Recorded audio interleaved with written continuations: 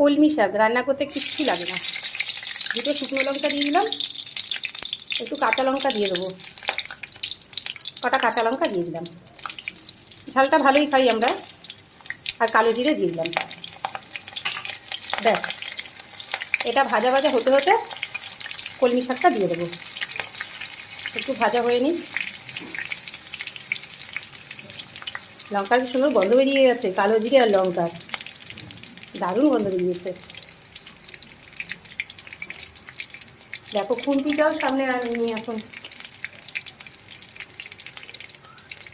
ভাজা হচ্ছে, হোক।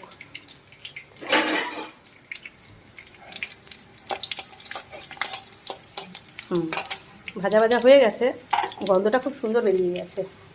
এবার কলমি শাকটা দিয়ে দেবো। এটা কুচিয়ে করিনি, এটা একটু বড় বড় করে কেটেছি।